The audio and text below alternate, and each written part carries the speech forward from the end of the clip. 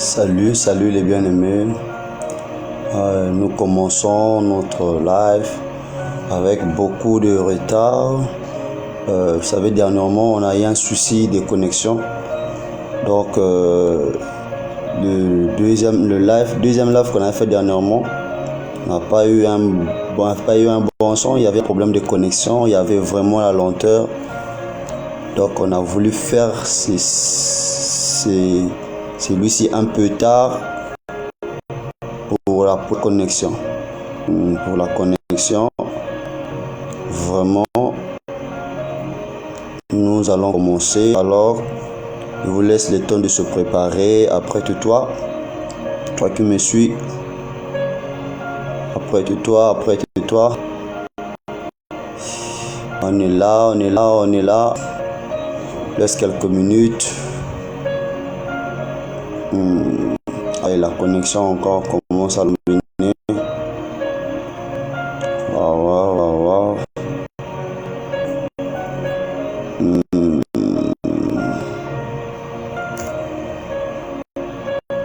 On est là.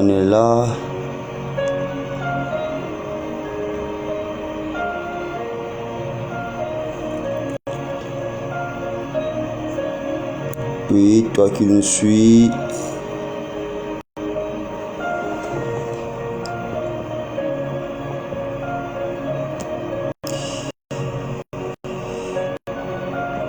On est là.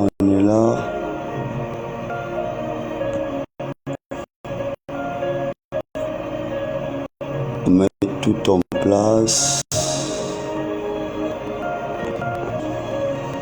On est là. La connexion est vraiment lente. On ne veut pas subir le même problème qu'on avait subi la fois dernière. Alors, ça va. Nous continuons notre enseignement sur les 4 dimensions de l'amour de Dieu. Alors, nous allons prier. Commander ces instants entre les saintes mains de Dieu. Tendre Père, nous te bénissons, nous te rendons des actions de grâce. Nous recommandons ces instants de sainte divine main. Yahweh Dieu, mets les paroles qu'il faut, les phrases qu'il faut, de les dire à la manière qu'il faut. L'objectif est qu'une vie soit transformée par ton amour, afin d'affecter les autres. Papa, aide-nous à manifester ton amour à travers ces enseignements. Par le nom de Jésus-Christ de Nazareth. Amen. Alors, nous sommes en train de parler sur les 4 dimensions de l'amour de Dieu, avec notre texte de base d'Éphésiens 3, le verset 17 à 19. C'est ça notre texte de base. Donc, le premier live, on avait expliqué la définition des 4 dimensions de l'amour de Dieu. Donc, on va d'abord lire le texte de base. C'est toujours important de le relire encore. On prend seulement le verset 17 jusqu'au verset 19. Il est écrit: en sorte que Christ habite dans vos cœurs par la foi, afin qu'étant enracinés et fondés dans l'amour, vous puissiez comprendre avec tous les saints quelle est la largeur, la longueur, la profondeur et la hauteur, et connaître l'amour de Christ qui surpasse toute connaissance, en sorte que vous soyez remplis jusqu'à toute la plénitude. Alors c'est ça le but. L'apôtre Paul priait pour le peuple d'Éphèse. Il disait, son souhait était que Christ soit formé par la foi dans leur cœur. C'est ça le souhait de Dieu. C'est ce que Dieu veut.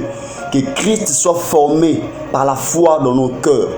Lorsque Christ se forme dans nos cœurs par la foi, et bien aimé, là on devient enraciné et fondé dans l'amour. Parce que quand Christ habite dans nos cœurs par la foi, l'esprit de Christ produit l'amour qui est le fruit de l'esprit. L'amour, c'est un fruit de l'esprit. Donc c'est le Saint-Esprit qui produit l'amour. Qui produit l'amour avec d'autres fruits de l'esprit que nous connaissons bien, le 9 fruits de l'esprit que nous connaissons. Donc c'est l'amour qui génère les 8 autres fruits de l'esprit. Donc lorsque Christ habite dans nos cœurs par la foi, on est fondé et enraciné par l'amour. Et lorsqu'on est fondé, lorsqu'on est enraciné par l'amour, nous comprenons maintenant les 4 dimensions de l'amour de Dieu. Mon frère, ma soeur, on ne peut pas comprendre les 4 dimensions de l'amour de Dieu si on n'est pas enraciné et fondé dans l'amour, si Christ n'habite pas nos cœurs par la foi. Oui, nous partons à l'église, nombreux nous prions, mais en réalité, Christ n'a pas encore pris la première place, n'a pas encore pris la première place dans nos cœurs. Lorsque nous parlons de que Christ soit formé dans nos cœurs par la foi, ça veut dire qu'il donne Christ la première place. Vous laissez diriger, conduire notre vie. Alors on est nombreux. Nombreux vont à l'église. Aussi longtemps que Christ n'est pas fondé dans nos cœurs, n'a pas pris la première place dans nos cœurs, on ne peut pas être enraciné, fondé dans l'amour. Notre vie ne peut pas être enracinée dans l'amour de Christ. Et là, on ne peut pas comprendre les 4 dimensions de l'amour de Dieu. Par contre, lorsque Christ habite dans nos cœurs, on est enraciné et fondé par l'amour de Christ. On comprend les 4 dimensions de l'amour de Christ, qui est la largeur, la longueur, la profondeur et la hauteur. Et lorsqu'on comprend ça, je reprends, là maintenant on peut connaître. On doit d'abord comprendre avant de connaître. Et lorsqu'on comprend ça, on peut connaître l'amour de Christ qui surpasse toute connaissance. L'amour de Christ surpasse toute connaissance. Mon frère, ma soeur, il y a beaucoup de connaissances dans la Bible. Des connaissances, il y en a beaucoup dans la Bible. Mais la connaissance de l'amour de Christ dépasse tout. Dépasse tout. Tout. Et lorsqu'on connaît ça, cette connaissance-là, on devient rempli jusqu'à toute la plénitude de Dieu. C'est ça l'amour. Lorsqu'on est rempli, c'est pour affecter les autres. C'est là où nous aimons comme Dieu. Nous pardonnons comme Dieu. Nous regardons les autres à la manière que Dieu le regarde. C'est ça. C'est ça, mon frère. Oui, toi qui nous suis, fais-nous un retour. Là où tu es, fais-nous un retour. Tag en commentaire, mets les j'aime. Partage la vidéo pour fortifier une vie. Partage, invite les autres. Tu peux inviter. Oui, mets le cœur. Je t'invite à mettre le cœur et de partager la vidéo. Fais-nous un retour. Peut-être de ton côté là-bas, la connexion n'est pas bonne. Peut-être tu n'as pas un bon retour. Tu peux nous faire un retour en commentaire. Ça va nous permettre aussi d'ajuster les choses. Donc, toi qui nous suis là où tu es, essaye d'abord de regarder là-bas, de voir sur ton côté si tout va bien. Si tout va bien. Gloire à Jésus. Ok. Donc c'est ce que je disais. Donc ça c'est le texte de base. On avait expliqué les 4 dimensions de l'amour de Dieu qui représentent chaque dimension. C'est que représente la largeur, que représente la longueur, que représente la profondeur et la hauteur de l'amour de Dieu. Alors, on est en train de dire que la largeur de l'amour de Dieu représente la portée universelle de l'amour de Dieu.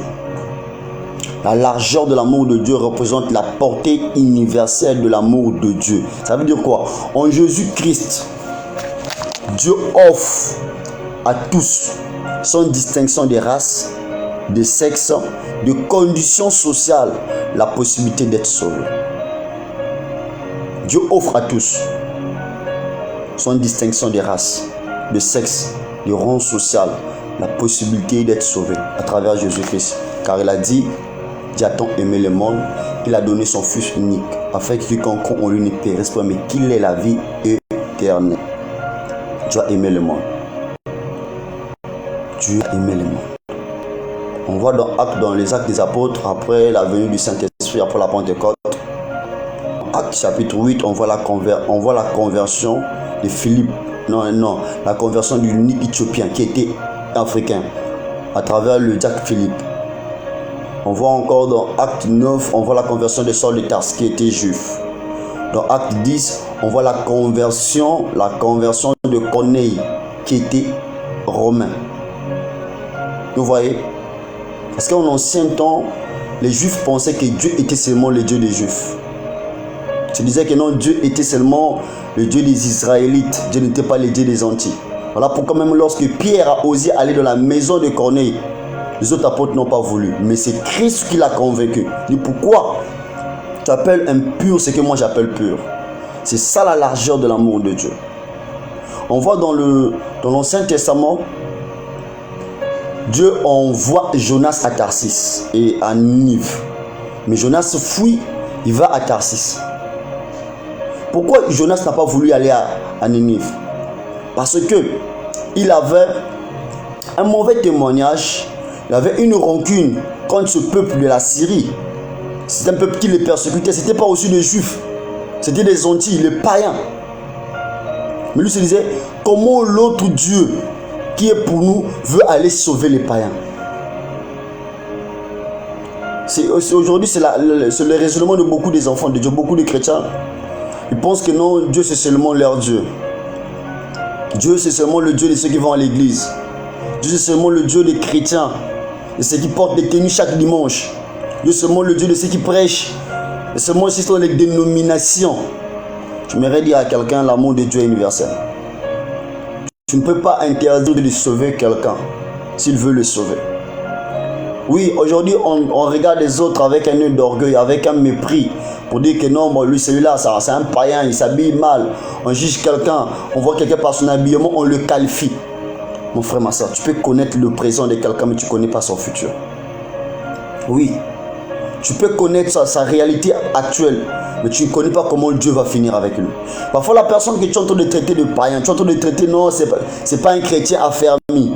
À cause de son apparence, à cause de ses faiblesses d'aujourd'hui, tu ne connais pas ses points forts de demain. Ce n'est pas ce que Dieu est capable de faire avec lui demain. Oui, Jonas n'a pas voulu, il a refusé d'aller à Ninive. Il a fouillé là à Tarsis, Dieu l'a rattrapé. Il s'est dit non, si Dieu arrive là, celui-là va se convertir. Et quand tu l'as arrivé dans le chapitre 3, il a proclamé la nouvelle, l'évangile. Tout le peuple s'est répandu. Après, Jonas s'est révolté, il s'est fâché. Nous voilà ce que je ne voulais pas venir ici là. Je savais que ce Dieu qui est compatissant, miséricordieux, lent à la colère, va les sauver. Et Dieu l'a dit, comment toi tu peux m'interdire de sauver mon peuple? Beaucoup de chrétiens aujourd'hui se comportent ainsi. Il empêche de sauver les païens, de sauver les prostituées, de sauver des bandits. Parce que quoi? À cause de son jugement vis-à-vis de leur regard. Mon frère, tu n'es pas un Dieu, on n'est pas des dieux. On doit aimer les autres comme Dieu les aime. On doit les considérer comme Dieu les considère. On doit regarder les autres à la manière que Dieu le regarde. C'est ça, aimer comme Dieu. Je dis, les chrétiens deviennent trop orgueilleux. On pense que parce que nous on est devenus chrétiens, on l'a mérité. Mon frère, on ne mérite pas le salut. On ne mérite pas la chrétienté. On ne mérite pas la sanctification. Aujourd'hui, si tu marches dans la sanctification, aujourd'hui, si tu es pasteur, aujourd'hui, si tu as eu la grâce, aujourd'hui, si tu es pasteur, tu as des titres, aujourd'hui, si tu marches dans la sanctification, si tu es devenu chrétien, c'est par grâce. Ce n'est pas un mérite, mon frère. La sanctification, ce n'est pas un mérite. C'est la grâce de Dieu. Si aujourd'hui, tu marches dans la sanctification, c'est la grâce de Dieu. Alors que tu vois les autres qui sont faibles, tends-leur la main. Aide-le à se relever. Tu ne peux pas être là à les condamner encore, à les critiquer, à les piétiner. Au lieu de leur tendre la main, de monter de là où tu es. Si aujourd'hui tu es à la hauteur, tends la main envers ceux qui sont en bas. Tire-le, parce que quand ils vont monter, un jour, ils vont te tirer vers le haut. Peut-être demain quand ils vont monter, ils seront au-dessus de toi. Et eux aussi, ils vont te tuer. Mais si toi tu es en haut, tu ne veux pas que les autres arrivent là où tu es. Tu les piétines. Tu dis non, il ne mérite pas la grâce de Dieu. Il ne mérite pas d'être sauvé. Mon frère, le jour que tu vas tomber, tu vas descendre. Tu vas le retrouver là, en bas. On va dire, oh, toi aussi tu es descendu. Ah oui, c'est ça le mystère de la vie. C'est ça le mystère de la vie. La largeur de l'amour de Dieu. Ça n'a pas de limite. Dieu sauve qui il veut sauver. Vous voyez, Jonas a voulu limiter Dieu à cause de ses sentiments, à cause de ses jugements, à cause de ses émotions. Combien de chrétiens aujourd'hui, à cause de ses émotions, Il veut limiter Dieu. Mon frère, Dieu sauve qui il veut sauver.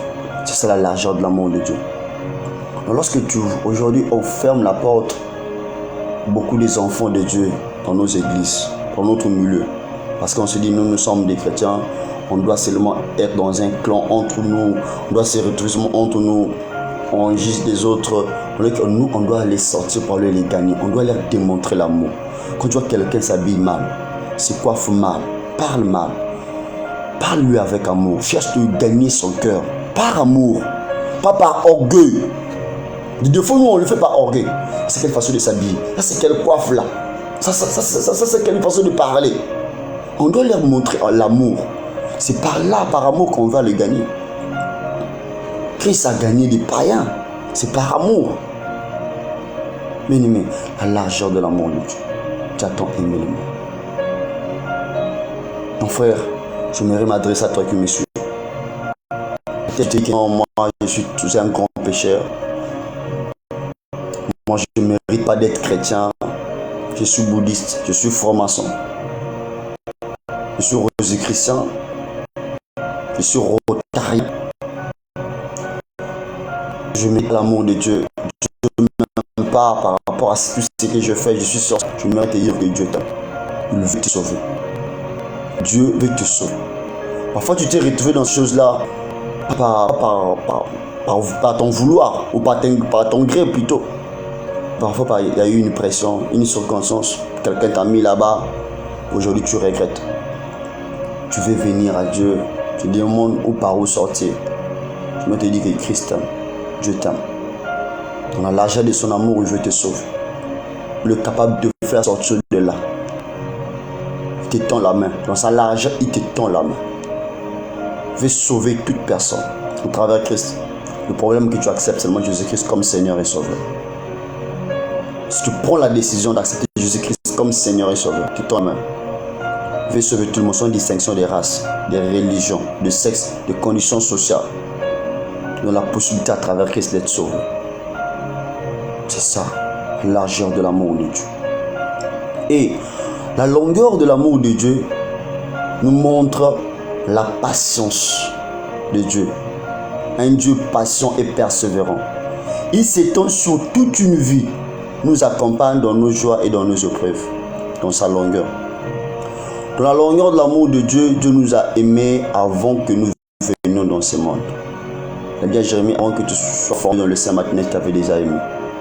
Dieu nous a aimés dans le passé. L'amour de Dieu est préventif.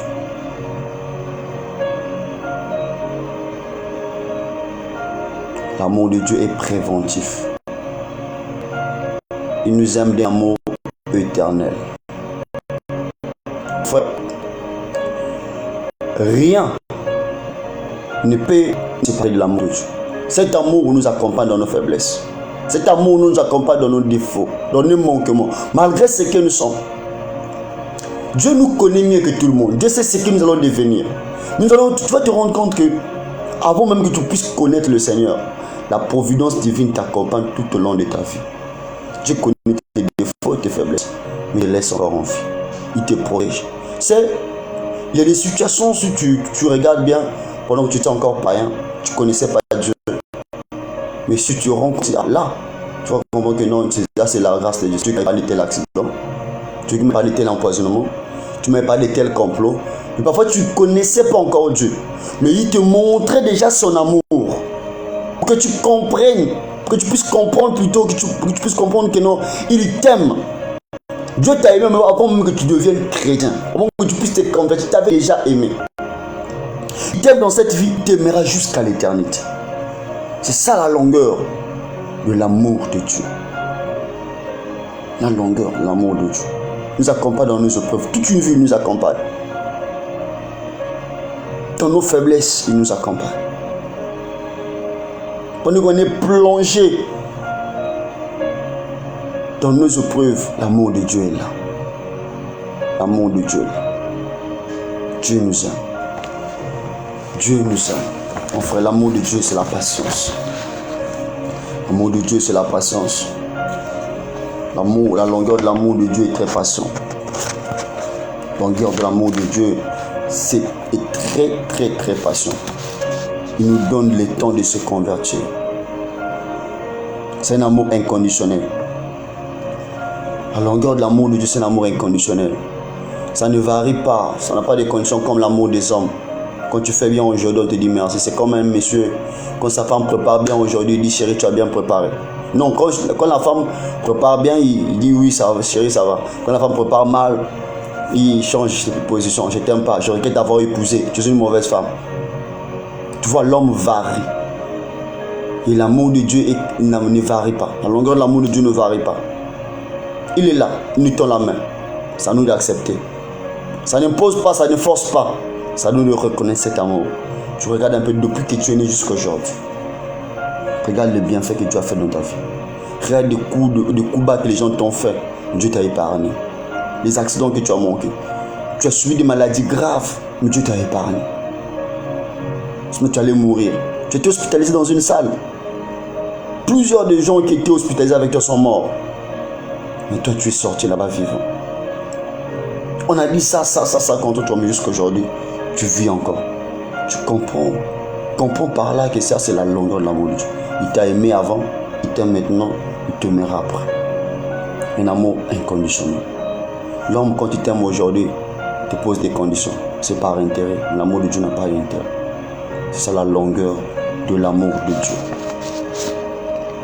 La longueur de l'amour de Dieu.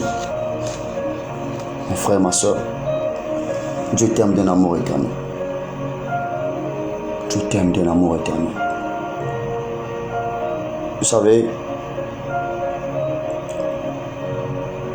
aujourd'hui, parfois à cause des épreuves, à cause des difficultés, on oublie les bienfaits de Dieu.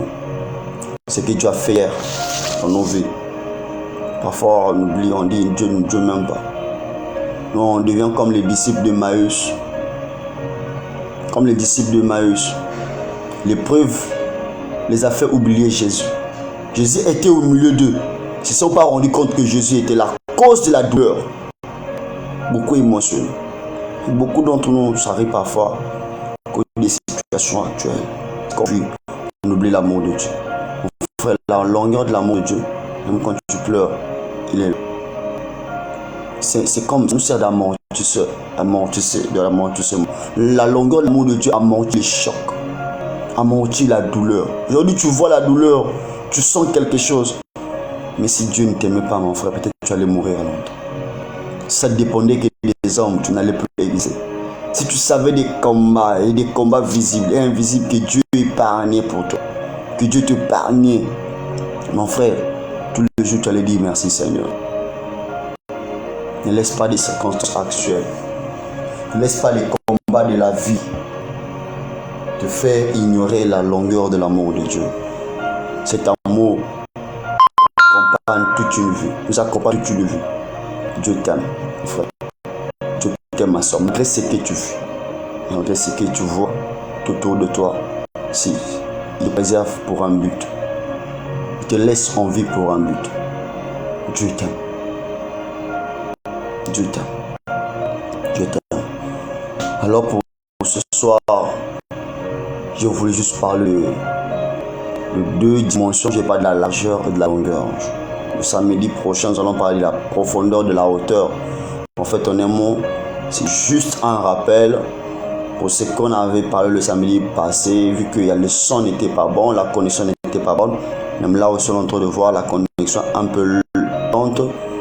Ok, donc nous voulons juste rappeler ce que nous avons dit dernièrement et ajouter encore parler un peu sur la longueur de l'amour de Dieu.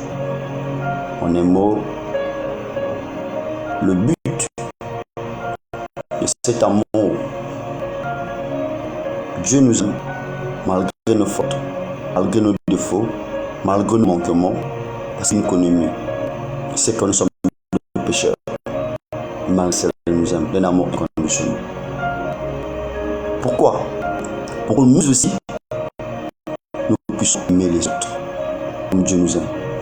Seul celui qui est aimé qui peut aimer. Quand quelqu'un n'a pas vécu l'amour, quand quelqu'un n'a pas expérimenté l'amour, il ne peut pas aussi aimer. Donc c'est lui que qui a expérimenté l'amour de Dieu, qui a compris l'amour de Dieu, qui a connu l'amour de Dieu, les 4 dimensions de l'amour de Dieu. D'abord, on commence à voir, c'est lui qui est né de nouveau, celui que Christ habite dans son cœur, celui qui vit, celui qui est enraciné, fondé dans l'amour, qui comprend l'amour de Dieu, qui connaît l'amour de Dieu, qui a expérimenté cet amour. Il comprend que non, moi je ne mérite pas cet amour. Moi j'étais pécheur, moi j'étais ceci. Je suis arrivé ici, là c'est l'amour de Dieu, Dieu m'a aimé. C'est cette personne qui peut aimer les autres.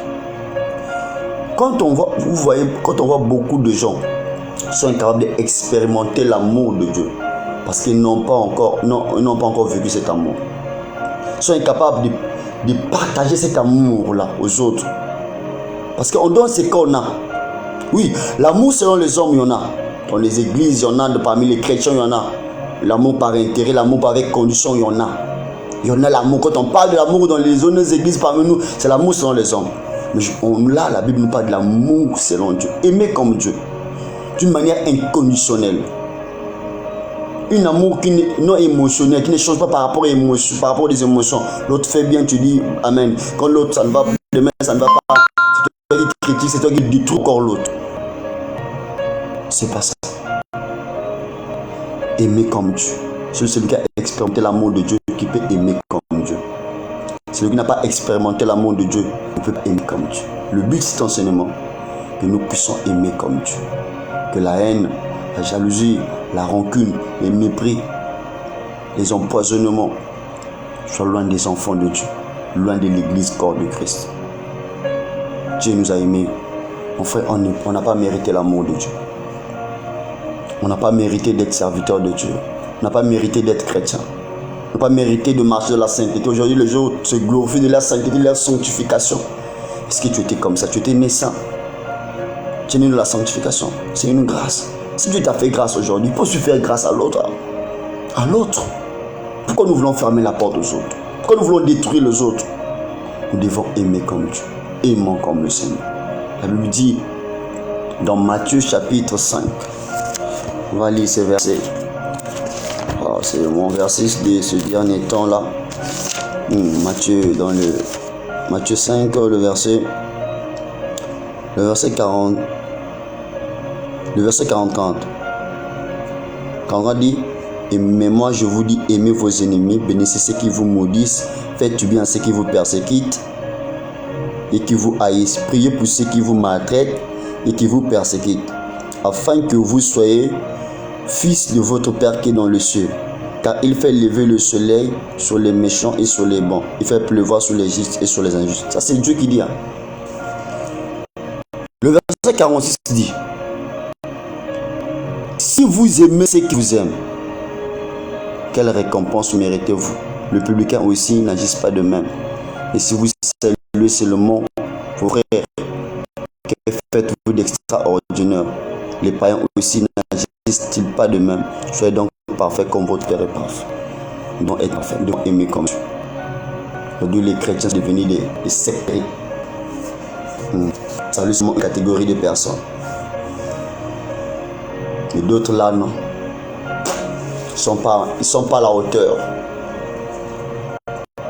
Ce que je peux nous dire, nous enfants de Dieu,